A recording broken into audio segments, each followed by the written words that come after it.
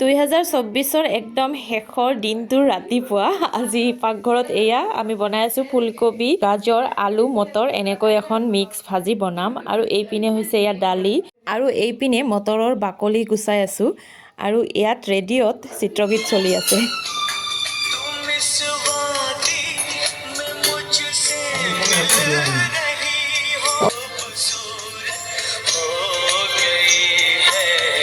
আগত নৱবৰ্ষ আহিলেই দোকানবোৰ গ্ৰিটিংছ কাৰ্ডেৰে ভৰি পৰিছিল। সকলোৱে কাৰ্ডবোৰ কিনাত ব্যস্ত হৈ পৰিছিল নহয়নে বাৰু?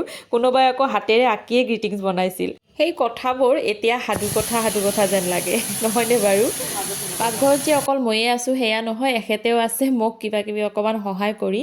যি নহওক বছৰৰ শেষৰটো ৰাতিপুৱাও আমি দুয়ো একেলগে ইজনে সিজনক সহায় কৰি দিনটো আৰম্ভণি কৰিছোঁ। আপোনালোকে আশীৰ্বাদ কৰিব যাতে আগন্তুক বছৰৰ প্ৰতিটো দিনেই আমি এনেদৰে মিলিজুলি থাকিব পাৰোঁ। আৰু এইপিনে ছোৱালী দুজনী পূৰা কথোপকথনত ব্যস্ত হৈ পৰিছে। সিহঁতে আজি ৰাতি কি কৰিব তাকে লৈ আলোচনাত ব্যস্ত। আৰু আজি বতৰটো একেবাৰে সেমেকা, ৰাতিপুৱাৰ পৰা পূৰা বেছি কুঁৱলী পৰি আছে, সেয়া আপোনালোকক অকণমান দেখুৱাই দিওঁ।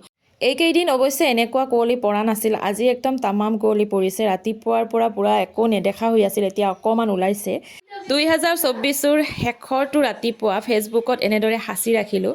এই বছৰটো শেষ হ'বলৈ আৰু বেছি সময় নাই, কেইঘণ্টামান পিছত এটা নতুন বছৰ আহি উপস্থিত হ'ব আমাৰ আগত। আমি নতুন বছৰটোও যাতে সুখে সন্তোষে পাৰ কৰিব পাৰোঁ তাকে ভগৱানৰ ওচৰত প্ৰাৰ্থনা কৰিলোঁ। লগতে আপোনালোককো নতুন বছৰৰ আগতীয়াকৈ মই আৰু মোৰ পৰিয়ালৰ তৰফৰ পৰা বহুত শুভকামনা জনালোঁ। এই নতুন বছৰে যাতে আপোনালোকৰ জীৱনলৈ কঢ়িয়াই আনে সুখ শান্তি সমৃদ্ধি তাকে কামনা কৰি আজিৰ ভিডিঅ'টো ইমানতে শেষ কৰোঁ।